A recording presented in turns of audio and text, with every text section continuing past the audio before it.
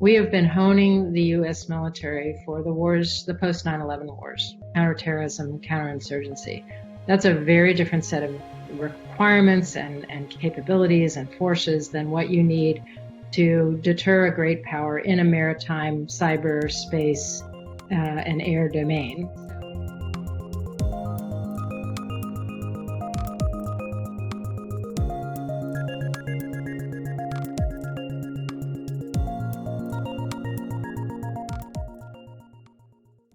Welcome, everyone. Thank you for joining today's edition of Teneo Insights. I'm Kevin Kajiwara, co-president of Teneo Political Risk Advisory in New York City.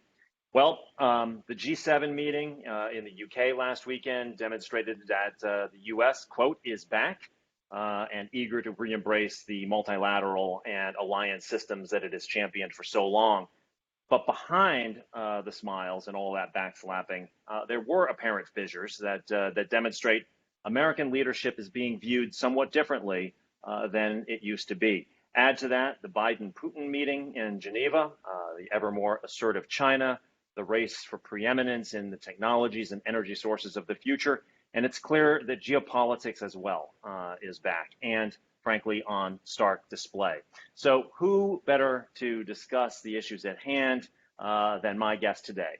Michèle Flournoy is the managing director of the strategic advisory firm and Teneo strategic partner, WestExec Advisors, which she co-founded with Secretary of State Tony Blinken and their partners, Sergio Aguirre and Nitin Chadha.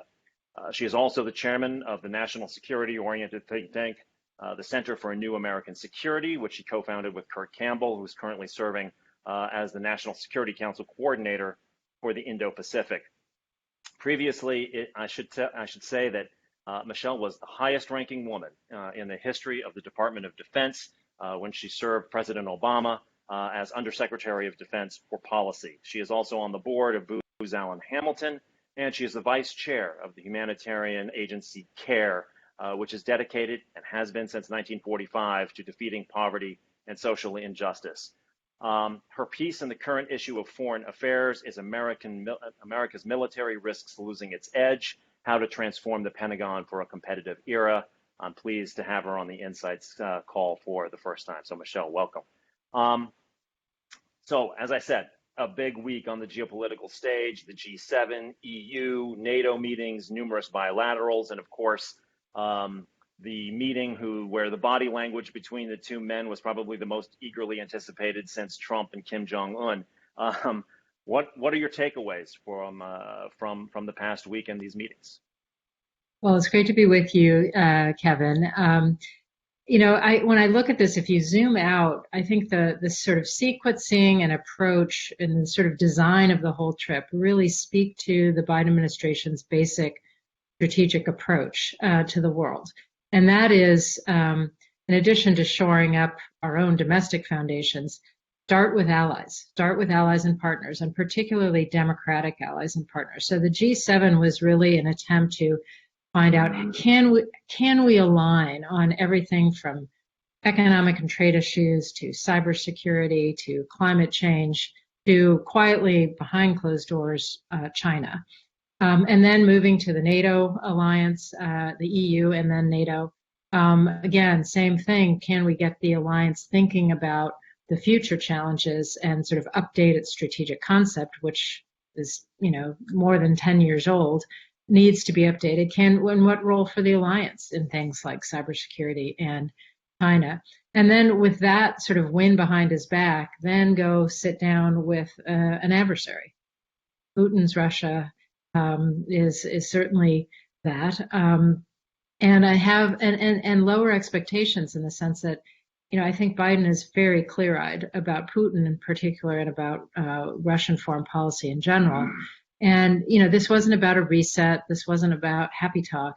This was about laying down markers and trying to set some guardrails on the relationship to say, here's how we see our interests, here's our issues with your behaviors, and here are the lines we don't want you to cross.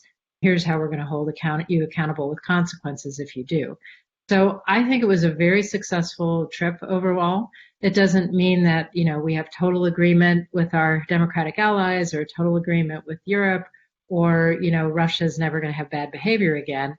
But I think it was a very good start to the president's engagement of our most important, allies in Europe. And it seemed to me that there was very good communication on the part of the administration team about managing expectations to the media and to the American people, so that essentially what came out of all of this was pretty much as anticipated. But I want to ask you about your point about the re-strengthening and reviving of the alliance system, which was obviously under so much stress under the previous administration. And the president himself keeps talking about America is back and so on. But how do you think that the United States and its key democratic allies are all on the same page about the position of the United States and the role it's going to play within that club?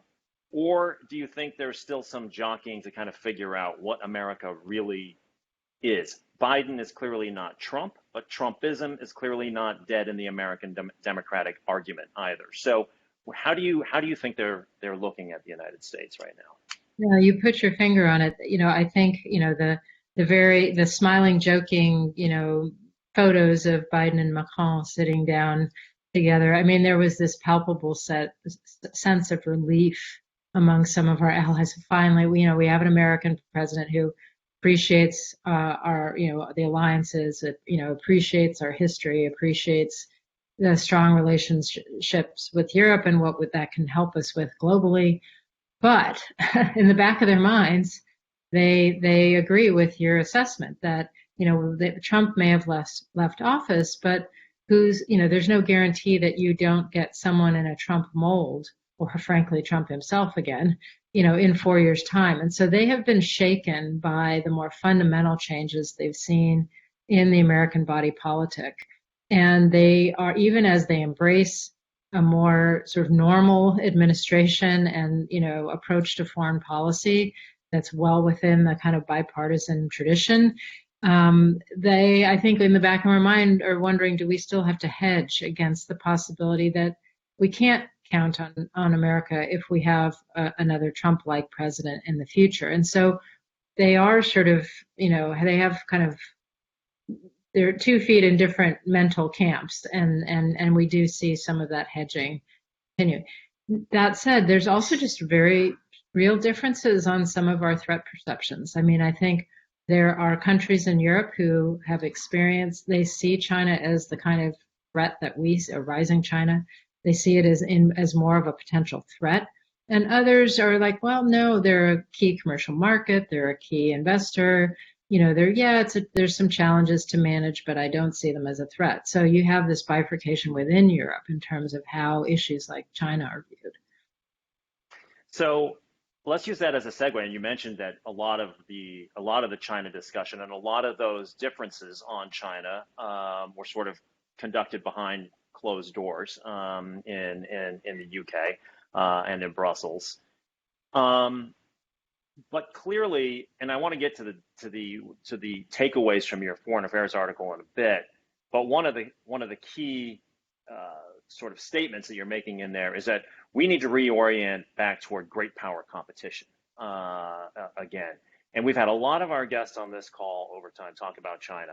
We talk about it from an economic perspective, from a trade perspective, diplomatic perspective, even a demographic perspective. But I want to go to your expertise here and talk about it from a national security perspective and from the Defense Department's angle here, because clearly China is the biggest challenge. The cover of a recent issue of The Economist, which was about Taiwan, was ominously titled "The Most Dangerous Place on Earth."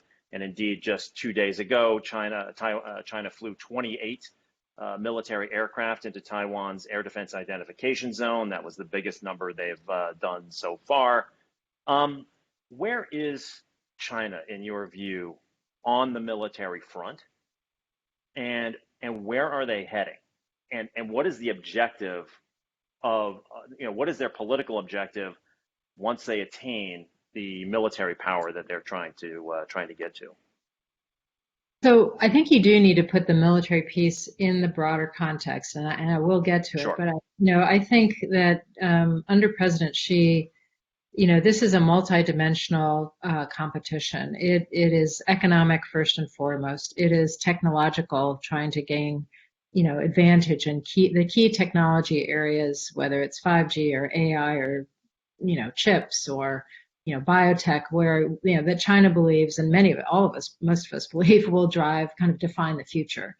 There's a military dimension to it, but there's also importantly an ideological component that is more prominent now than it was, when I was certainly in office, and that is this sense of a competition between authoritarian systems as sort of the best form of government versus democratic systems. And if you go to Beijing right now and you watch the nightly news, they play the January 6th tape over and over and over again to convey, why would you want democracy in China? Look at this chaos, look at this violence, look at this mess. And so I think that's important as context. And so in the context of that, I think, we have to acknowledge that, China is going to rise. I think the whole notion of trying to contain China is like a misapplication of an old mindset or concept that doesn't really work for a fully integrated global, economy that's integrated in the global system. But if you look at there is a military dimension to the competition. These are two nuclear powers. So, the objective really has to be, first and foremost, deterrence. Let's try to make sure that China does not use military force to take over Taiwan. Let's make sure that it doesn't miscalculate and use force in the South China Sea or the East China Sea. Because that's the number one objective. And if that fails, then we need to be able to roll back that aggression and impose costs so that it's limited gain. So that's really the focus for the U.S. military. Secretary Austin has started talking about integrated deterrence, looking at deterrence across multiple domains. But if that's the name of the game, we have a lot of work to do, right? We have been honing the U.S. military for the wars, the post 9/11 wars, counterterrorism, counterinsurgency. That's a very different set of requirements and capabilities and forces than what you need to deter a great power in a maritime, cyber, space, and air domain. So the challenge is, the clock is ticking. The Pentagon's been talking the talk of we understand this. This is the new problem for really since the Obama administration. We've talked about the rebalance to Asia, the pivot to Asia, but we haven't been walking the walk in terms of really changing how we're postured, how we are spending the defense dollars we have, how we are, conceptualizing the future of warfare and training people to those new concepts. So there's a huge amount of catch up, and now it's quite urgent because the Chinese have spent the last couple of decades, while we've been focused in the greater Middle East, investing like crazy to try to catch up and even surpass us in some areas. And so the Defense Department, that was what motivated me to write the two foreign affairs articles. One is to kind of really talk about what is the challenge from China, and the other to say, okay, people, we gotta get moving here because we risk losing our edge. We can't just rest on our laurels. Being the best military in the world isn't like a right. It's something you've got to work for and invest in. So, picking up on what you're saying, I mean, deterrence is and always has been a big element of why we field as comprehensive a military and as big of a footprint as we've got around the world. And should that ultimately fail, then there is overwhelming force that can be brought to bear, which has that feedback loop, right? That should ultimately deter somebody from taking an action. But as China continues to build its military capability and continues to outspend everybody but us, essentially, and acknowledging that they're coming off of a far less technologically robust base to build that, and we've got decades decades and decades of building our force. But what do you think the objective of their strong military tool is? In contrast to the profile you just painted of the U.S.'s use of the military. So I think they are seeking to be the preeminent power in Asia and certainly a preeminent power globally. And we've seen they do not hesitate to use coercive instruments to try to create a new status quo by imposing various fait accompli on smaller states. There's a lot of this in the territorial disputes in the South China Sea, as an example. So the military becomes both a symbol of power, but also an instrument of imposing China's will on other states. I personally don't believe that their preferred approach to Taiwan and integration of Taiwan is military. I think, for those of you who are Star Trek fans, it's more like absorption into the Borg. If they can create enough economic interconnectivity and sort of overwhelming influence there, then eventually, they hope to just coercively absorb Taiwan. But I also think the number one scenario that their military plans for is the reintegration or invasion and forcible reintegration of Taiwan, and fighting and being prepared to fight the United States should we come to their defense. So, but I think that the main thing that we have to understand is that their approach is very different, at least in terms of how they approach the U.S. military. If you read Chinese military doctrine, they never want it to get to the point where we're having a confrontation in the Indo-Pacific or in their backyard. Their military doctrine envisions massive cyber attacks on U.S. critical infrastructure around military bases, as well as attacks on our space assets to try to prevent us from moving the force out of the United States to the region, prevent us from being able to see, to have intelligence, to target, to, just do the full range of things. So that's their approach. It's called, the translation is systems destruction warfare. If you can destroy the power projection and command and control systems, you'll never have to fight them head on. And so that it's a very asymmetric approach, and we are still getting our heads around that. And what does that mean for how do we have to change how we operate and fight? So I want to pick up on that in a moment, but just when you and other people who have worked on military strategy, do you come from the starting point that China has now become, the second largest economy in the world, perhaps the largest on a purchasing power parity basis, and one that is still completely dependent on imported goods, and hasn't completed the transformation of its own economy, so it's still highly dependent on its export market. In other words, trade routes are critical.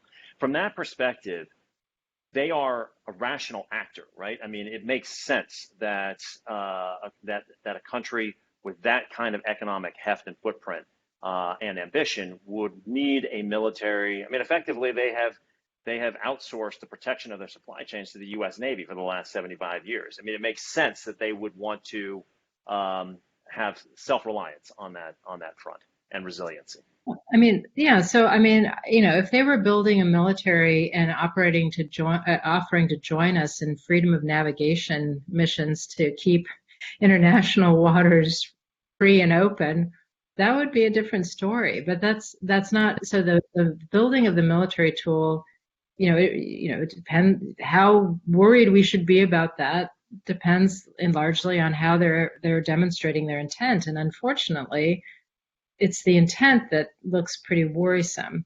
Particularly under President Xi, they've been literally manufacturing islands out of rocks, promising the U.S. President Obama that they would never be militarized. That's not the intention. And then proceeding to make them into military bases so that they're They can forward-based missiles that can now have longer ranges and reach, a larger group of potentially U.S. and allied targets in the region, again, to thwart power projection should it ever come to that.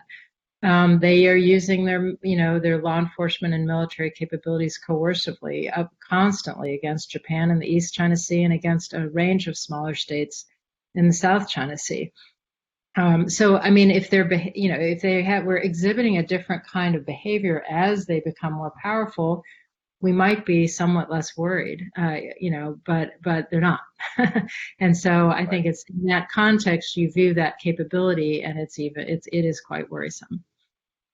So I want to move on, but just to punctuate this part of the conversation, going back to that economist cover for one moment, and you're talking about your concerns regarding China over time. Not to put too fine a point on it, but in your view, could China prevail today in a conflict over Taiwan? Or is that cover maybe a little bit hyperbolic and actually that concern comes in maybe 5 or 10 years or maybe even more down the road? I think there is a very serious risk of miscalculation that is near term, because I think the Chinese, again, as I mentioned, they look at the mishandling of COVID in this country. They look at the economic impacts. They look at the internal polarization and issues with racism and injustice, and they think the U.S. is down and out. They're down on the mat. They're not getting up. The count is happening, and now, now is our moment. I don't think that's true. I think we're in the process of getting up, and true to U.S. history, we're going to become stronger and more resilient, and we are going to be back. But if the Chinese really believe that, it can sort of induce them or sort of lull them into thinking that they can lean forward and be much more aggressive, and maybe now's the time to take a risk as opposed to waiting until the U.S. has rebuilt its strength and so forth.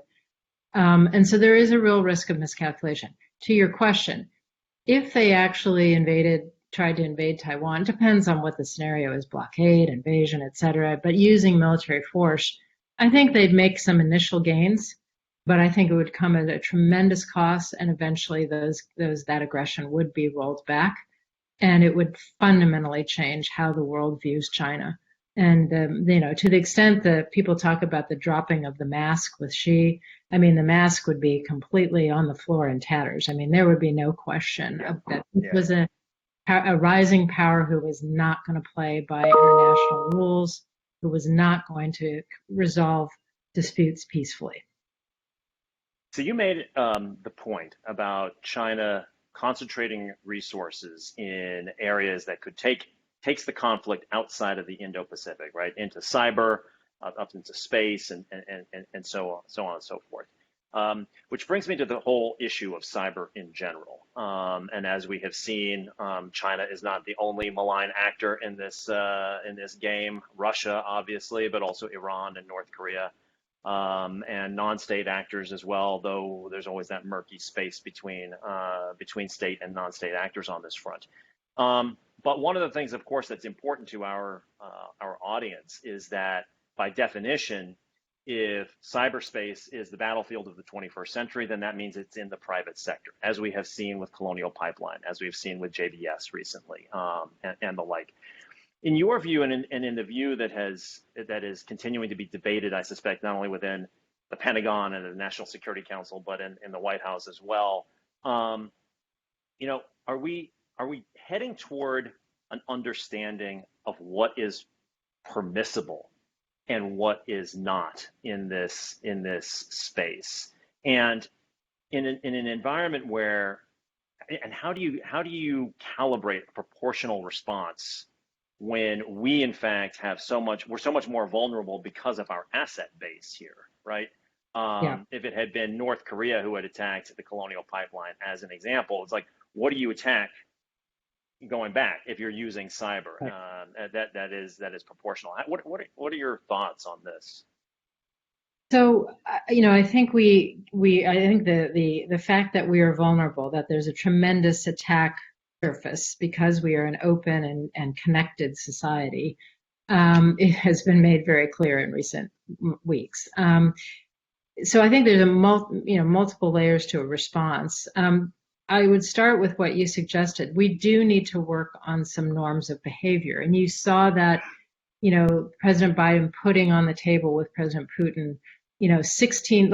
Can we agree on taking 16 areas of critical infrastructure drawn from his recent presidential decision directive on the topic? Can we agree that those are off limits? Because if we really get into, a cyber war targeting each other with critical infrastructure, it's going to be a very bad day for everybody.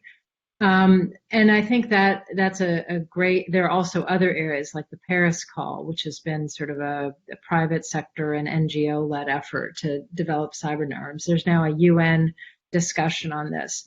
And it's not that we think that every bad actor would agree to the norms. It's more, can we get enough of an international consensus that when those norms are violated, you have a basis for holding folks accountable and for creating an international response to the infraction. So that's the first layer. The second layer is, I think the US government can do more to both get its own act together. If I asked you, like, who's the one person responsible for cyber, you probably couldn't answer. Nobody can answer that question. I think they're trying to get there with the appointment of a national cyber director. But there needs to be some reforms within the government to have greater coherence of US policy and operations in this space. And then you got to get to your point about the private sector owns and operates most of the critical infrastructure, at least in this country and many others. We've got to have a better public-private partnership. I actually think the best example of this is in the financial sector, where I think a lot of those threats to that sector were apparent years ago, and both companies got together and they also built trust with the right government agencies, both intelligence and law enforcement, to really shore up their defenses, their ability to share information, their ability to see threats, to just be much better defended. I think we need to take that kind of model and adapt it for a number of other sectors. And then finally, we need to have some kind of incentive structure to get companies to invest in their own cyber defense. Yes, big companies certainly do. But as we saw with SolarWinds, it's the little guys in the supply chain who think, oh, they're never going to target me. Wherever that weak link is, the hackers will find it and come in the back door or the side window or what have you. So we've really got to look at the incentive structure, whether it's a certification thing or a tax credit or I'm open to what the specific solution is, but we got to look at the incentives to get people to really spend on making sure their systems are secure if they are part of critical infrastructure. So you made the point earlier that one of the critical rationales for the military posture we have is deterrence. How does that, and clearly we see it, right? The Chinese send aircraft into the Taiwan identification zone. We send an aircraft carrier through the Strait. So, the message being to Xi Jinping, do not, regardless of what your estimation, don't overestimate the United States being down because we're rising. And by the way, here's what will happen to you if you try something, right? We've got 13 carrier battle groups. You've got 2 or what have you. But how does deterrence work in cyberspace where you can't do sort of the equivalent of showing the aircraft carrier, because then you're going to betray what your capabilities are, or perhaps the limits of your capabilities. But it was implied that President Biden kind of suggested to President Putin what some of the cyber reactions could be. So how do you play that deterrence game, but at the same time protect your capabilities? I personally don't think we should think about deterrence only within stovepipes, so that you only deter cyber attacks with cyber means. I think it has to be a much broader set of things that may include cyber. It may include naming and shaming. It may include prosecution of perpetrators. It may include sanctions. It may include so I think we need to look at our whole toolbox.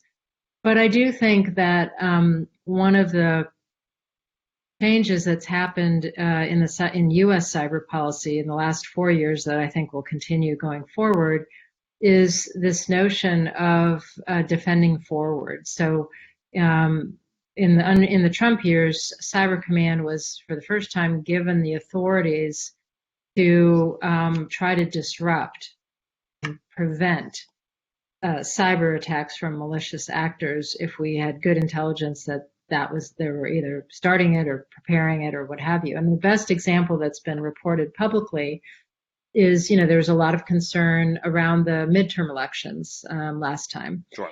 And we thought, the Russians are going to pull out their playbook and start, maybe they'll even go farther and test whether they can hack election system security directly, because we had some evidence of them probing in that area before.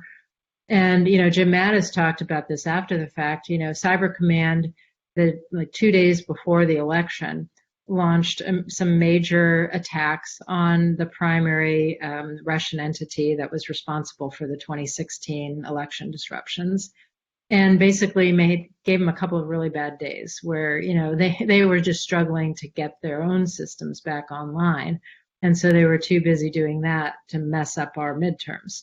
So I think that's an example of the kind of thing but it's a very tactical thing. The notion that we're going to strategically deter Russia only through cyber means, I don't see it, because I think that the risk of just escalating is there. And to your point, they're a much more closed society with a smaller attack surface, and we are a much more open society with a larger attack surface. And at some point, this doesn't work to our advantage. So I think we have to think more holistically about our tools and how, in terms of deterrence. So that brings me back to your current foreign affairs article that I mentioned at the top, and in it you assert that the most consequential challenge to U.S. national security is great power competition, specifically from a rising China and a revisionist Russia, which ironically is sort of, I guess we've kind of come full circle, right, from a quadrennial threat review that you led earlier in your career. This kind of having to be prepared to fight two wars on two fronts and so on. But I want to move away from the actual military element to the evolution that has to occur within the Department of Defense to when there is a change in the sort of the threat matrix that we're looking at, right? Obviously, it's a gigantic organization of both civilians and uniformed personnel, and it takes years to create and then build and then deploy the different weapons platforms for different threats and so on. But, what does this all mean for our strategic posture, and how do we make the changes necessary, and what prevents those changes institutionally? Let's leave the politics of it for a second out of it, but just institutionally within the organization. And the reason I'm asking this question is, I know that you advise a lot of CEOs and companies on a lot of national security related issues, but quite frankly, this trying to change a large and ingrained institution and to make a clear vision, set the appropriate incentive structure, and create accountability. There's definite analogies between the two. So talk about this a little bit. So getting DoD to change course, people talk about changing the course of the aircraft carrier. It is the mother of all change management projects. So it has to start with a vision. You have to be very clear on where are you trying to go, and you have to have a burning platform. You have to create some kind of urgency that we really do need to get there because the stakes are very high, the risks are very great if we don't. You then need to translate that into a set of very clear objectives and lines of effort, and you need to build buy-in. I mean, there's the proverb about, if you want to go fast, go alone. If you want to actually go long, you bring others with you. You've got to get the biggest challenge in the Pentagon is always getting the buy-in from the people who will actually have to make the tough decisions to implement a new strategy. And then you've got to really empower people, and then, as you said, hold them accountable. So it's a huge leadership challenge. But in this case, there's some very important areas of focus that can really have kind of disproportionate impact. The first is concept development. As I mentioned, this is going to, if we ever have a confrontation with China, military confrontation, it will happen in multiple domains. We will be contested in every domain. And so the old way of war that we saw in Desert Storm, where U.S. comes in, establishes air superiority, space superiority, communication superiority, and then prosecutes a campaign that overwhelms the enemy because we have total freedom of action. That ain't going to happen again, right? We are going to be, struggling to maintain, well, I won't say that. We're going to be operating in a very contested environment where command and control is going to be disrupted. Our intelligence, surveillance, reconnaissance, targeting, all of that is going to be somewhat, those networks will be disrupted. So it's going to be a very different fight. And oh, by the way, if it is China, they'll have the home field advantage, and they'll have, quantitative advantage in terms of the forces that are right there at day zero. So we have to think asymmetrically, and we have to think about the challenge differently. That requires changing our concepts. And that requires, for those of you who've worked in the innovation space, innovation comes from competition. We've got to create spaces where the military can compete concepts, not just necessarily by service, but by just smart people getting in a room, regardless of rank, coming up with new ways of approaching the problem. We also have to adjust our posture so that, deterrence is about demonstrating resolve. You have to communicate that, but you've also got to be there and show up and so forth. So they're doing a big global posture review that is likely to reduce the relative emphasis of CENTCOM, which is Central Command, the Middle East, which has been the top priority for 20 years, and much more priority given to Indo-PACOM. You have to retrain forces. I was out in San Diego talking to one of the Navy SEAL commanders, and he said, we've been kicking down doors and doing counterterrorism for 20 years on land, in landlocked countries. Now in this kind of environment, we have to rediscover our sort of history at our core as naval commandos. And how do we operate in a maritime domain to contribute to deterrence and, if necessary, defeating aggression? So fundamental mindset change for parts of the force. And then you have to make sure you're actually investing in the right mix of capabilities. No matter what we do, something like 70% of the force we've already purchased. It's going to be with us for years.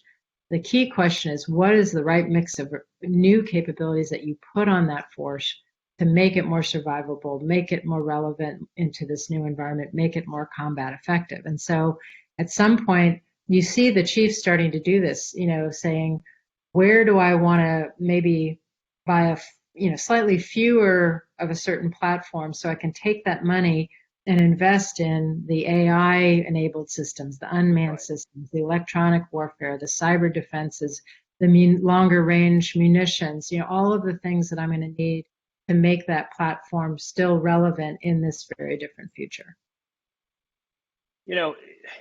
We've talked about how the military is one component, along with American political power, diplomatic persuasion, and obviously our soft power and economic resources.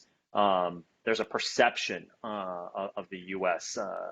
That's out there, and we've had this sort of sui generis presidency under President Trump. And you alluded to this earlier, our pandemic response. The social justice movement here in the U.S. So America's debate with itself is on stark display. How do you see the perceptions of the United States from abroad right now? And I'm not just talking about from Xi Jinping or Putin's perspective, but in their societies as well, and with our allies.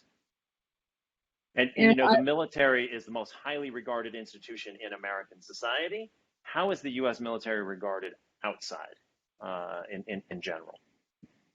I still think people see the United States as, a leader, but I do think the combination of the last 4 years plus how we mishandled the pandemic and so forth have really damaged that reputation, and we're going to have to, win it back. So I do think that, on COVID, turning the corner ourselves, getting to a place of recovery, starting to be able to have enough vaccine to be like the leading provider of vaccines to the developing world, whether it's through COVAX or directly to a nation like Taiwan, where I think they got approval to send something like just short of 1 million doses. So,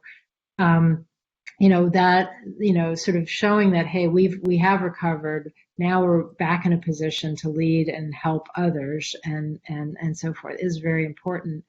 But it's not going to change in a blink of an eye. I think, and this is where investing in the drivers of our own competitiveness here at home becomes such an important part of the foreign policy agenda. Like, if we, invest in higher education, which is the best in the world, research and development in key technology areas where we want to stay competitive, even smart immigration policy. I mean, look at the founders of Silicon Valley. If half of them are either first generation Americans or recent immigrants, and they came to the United States and decided to stay and build their, contribute to the innovation ecosystem here. We want more of that, right? So that requires some overhaul there. But there's just a lot of things that we can do, I think, to invest in our own competitiveness and to get the American people on board. Like, this is a moment where we need to stand up and compete, and we need to come together and compete. And we can actually do this. So, and that takes tremendous leadership from the top. It takes the bully pulpit of the presidency, but it also takes, I think, there are lots of leader voices in the private sector that are very important to stand up and say, we can do this, and we're going to do this, and to sort of get people motivated and coming together around those objectives.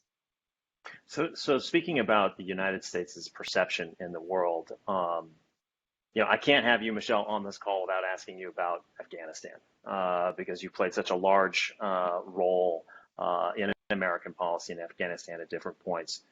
But I feel like very little, given everything else that's going on that we've just been talking about, relatively little attention is being paid by the public at large to the drawdown that's going on in Afghanistan right now, even though this is now going to be sort of the ending of America's longest war. But as David Petraeus said on a call with you at CFR not so long ago, just because we leave a forever war doesn't mean the war ends, essentially. So as we draw down our presence there, what are the risks from your perspective, both strategically and reputationally, that we have to be very clear-eyed about in Afghanistan? Yeah. So unfortunately, because we are withdrawing without an agreed framework for any kind of political settlement in place, it means that I think it's a matter of time before, the Taliban will start launching major offensives to take cities where the government forces which for the most part have been able to hold, and some kind of return of civil war will occur. And there are going to be some heartbreaking and tragic and very ugly scenes of that. It saddens me as someone who, really tried to help the government of Afghanistan get its feet under it and have a chance to, move the country forward in a way that really tried to meet the basic needs of the people. I think it's a very tragic, ending to that. Strategically, I think the biggest risk is that, that a chaotic at war Afghanistan once again becomes a safe haven for terrorists that have designs on U.S. interests, U.S. personnel, and even the U.S. homeland. it may not be Al Qaeda again. It may be ISIS, which has a very strong and ambitious group that's now headquartered in eastern Afghanistan. So that is a risk, and something that we'll have to watch. Our ability to prosecute counterterrorism operations as effectively as we have in the past, with no presence on the ground, no intelligence presence on the ground. I mean, it's just going to be much more difficult and limited. And then I think it also depends on what happens in the region. How much does this spill over into other parts of the region and become a larger problem? In terms of reputational damage, I think it's there. Certainly, there'll be some of that.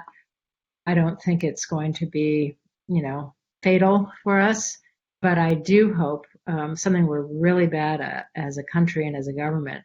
We're so determined to get things in our rearview mirror. We don't always pause and say, what do we learn from this?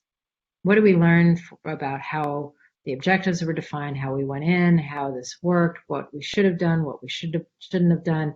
Like, let's learn some lessons here that will inform us, hopefully, to make better decisions in the future. Yeah, thank you.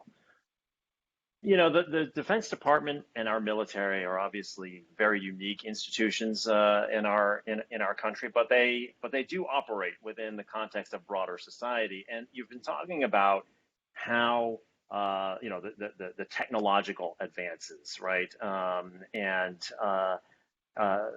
terms of weapons platforms and how we're going to be meeting the adversarial challenges of the 21st century and so on and so forth. So it seems to me that the Defense Department and the military itself are both competing in the marketplace with all other employers for top talent who are technologically savvy and proficient and the like. And at the same time, we want to increase the diversity and create new opportunities on the gender balance front in the chain of command and so on and so forth. How talk about the efforts we need to be making on the recruitment front, and maybe if you could put it in the context also of what happened on January 6th, because we know that there were a lot of military related people who were there that day, who have been arrested and the like. How we're vetting, and do we have to do a better job of vetting who is in our ranks? Well, let me just start with a couple of facts to set the table. One is that if you look at the age eligible young people in America, so 18 to 25 is usually the kind of recruiting age that we look at. Only 3 in 10 can meet the physical, mental, and moral requirements for the military, meaning they are physically fit. They are, usually have a high school education or pass an equivalent test, and they don't have, a significant criminal history. So that's 3 in 10. And guess what? Colleges, companies, everybody's competing for those 3 people. That's the first thing. The second thing is that the military disproportionately recruits from certain geographic areas and pockets of the country because it's the most cost-effective way, meaning they get more recruits per dollar spent. That does not necessarily yield the most diverse recruiting, set of recruits. For the rank and file coming in, the military does pretty well on diversity. It's not fully representative of American society, and as an all-volunteer force in a democracy, you kind of want the U.S. military to look like the society it's sworn to protect. So some improvement could be made there, but where the diversity really falls off is the more senior you go in the ranks, and so you have periods where there are very few people of color who are general. One of the statistics I heard, the Air Force Chief, General C.Q. Brown, first African-American chief of staff of the service, say recently is when he came into the Air Force, only 2% of the pilots training were Black, or 2% of the pilots writ large were Black. What's the percentage today? 2%. So there's certain things that are very stubborn and are not changing. And so I think, my hope is that the Secretary Austin is doing a review, has a task force looking at this. I hope it's kind of a soup to nuts review that says, where are we doing well? Where are we falling short? How do we need to change recruiting? But even more importantly, in my view, how do we need to change retention, development on equitable terms, promotion on equitable terms, to make sure that we are not only getting, but keeping and growing and promoting the best talent that's out there. One more footnote. We need a lot more technical talent in the military than we have today. We don't manage the technical talent we have very well. We don't let them sort of have a promotion path that lets them stay as technologists in the military. But we also need to think about, what about opening up the aperture so, someone doesn't have to pass a physical fitness test or cut their hair or remove body hardware or tattoos, but they can hack for their country, or they can be a technologist for their country as a part of a civilian auxiliary or civilian reserve, so kind of thinking a little bit more creatively about what's really required from the, for the talent that we need to be successful going forward. And when you look inside the building now, do you see that kind of creative thinking, or is the environment emollient enough to allow that kind of creative thinking by the right people? That is sort of also an acknowledgement that you kind of have to ignore rank a little bit, right? Great ideas in organizations we find in the corporate world can come from anywhere within an organization, but you need to have an entrepreneurial enough spirit that allows those great ideas to make it to the decision makers. I do see some experimentation and innovation happening in pockets and kind of bottom up. You have, the Army just started a software factory trying to take Army people already in the Army who have technical skill sets and attributes or affinity, and really training them as coders and training them as software engineers. You've got the Air Force and its Kessel Run initiative doing the same thing around bases across the Air Force. So there are pockets of this. But in terms of getting seasoned technical talent from Silicon Valley, from Austin, from Route 128 in the door of the Pentagon, the barriers are just ridiculous. The hiring time, the time to get a security clearance. Once you're there, do you have the tools that you need to be successful? Do you have the creative, innovative environment, the kind of supervised leadership climate that allows you to do your best work? Those are all things that the department needs to work on if it's really going to attract top-notch technical talent to help.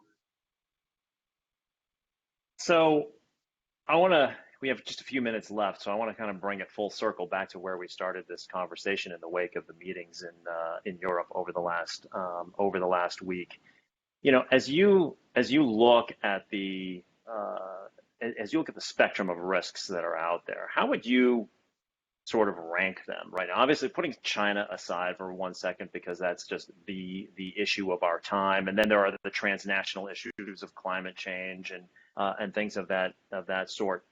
But do you think progress started to get made, on Russia yesterday? And what about the Iran and North Korea nuclear issues? Where do you see the big risks, and where do you see opportunities being created, either because of the international environment or because of a new administration that looks at things in a different way? What do you see out there?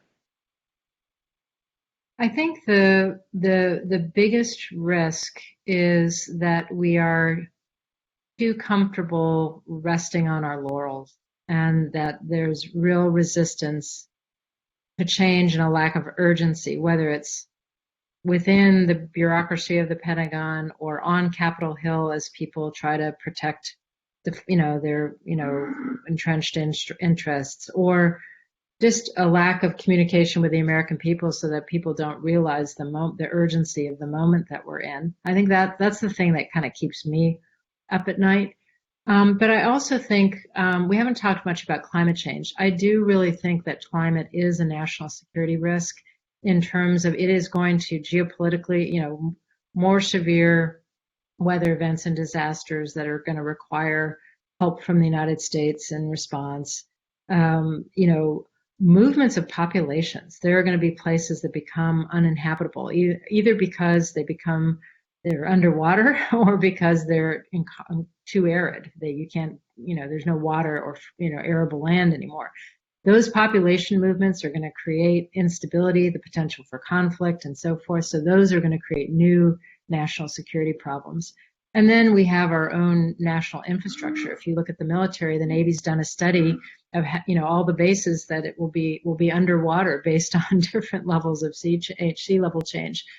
So I do think really wrestling that to ground is another issue that is truly urgent. When I came into the field, I came in at the height of the nuclear saber rattling with, between the U.S. and the Soviet Union, and I went into arms control. I think today, most young people coming in, their urgent issue is, wake up. We have got to save this planet that we're living on, and we've got to integrate this into the work of every sector. And so that's the one I would highlight that we haven't really focused on enough. Yeah, it was one of the great ironies of the last administration that the Pentagon was thinking about how it was going to have to adjust to rising sea levels on forward deployed naval bases or even naval bases in the United States and the like, while their civilian bosses were essentially downplaying the risk. Also, it occurs to me, and again, just going back to what you were saying at the very top about China, pushing the sort of the confrontational theater outside of the Asia Pacific. As we move from an oil-based energy economy to one that is more renewables-based, there's going to be this quest for the metals and minerals and the processed metals and minerals that are going to build that infrastructure. They are in more concentrated places, but we know what the geopolitics of oil has looked like. It seems to me that the geopolitics of metals is going to be another issue, and they come from some pretty unstable places in many instances. I would agree with that. I think we're going to be very focused on those areas, but also on we have a lot of rare earths here in the United States. It just hasn't been economical to get them out of the ground. And maybe given some of the risk factors of, rising associated with China and others, that, with some investment here and an appreciation for how important that is, maybe there's some reshoring of those supply chains and those manufacturing capabilities and mining capabilities that we can have here. Well, Michèle Flournoy, thank you so much. I think our audience can see why you and your colleagues at WestExec Advisors are a strategic partner. By the way, for those of you who are interested in the name, WestExec is a reference to the little street between the West Wing of the White House and the Executive Office building across the street, West Executive Avenue. Her new piece in foreign affairs is America's military risks losing its edge. So thank you very much for joining us. Thank you. Everybody, on Tuesday, Governor Cuomo of New York and Governor Newsom of California effectively ended pandemic measures in their respective states. So, it's all about opening. It's about back to work.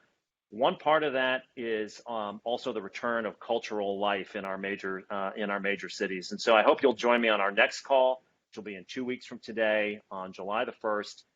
My guests will be the actor, playwright, and NYU professor Anna Deavere Smith, known to many of you from West Wing.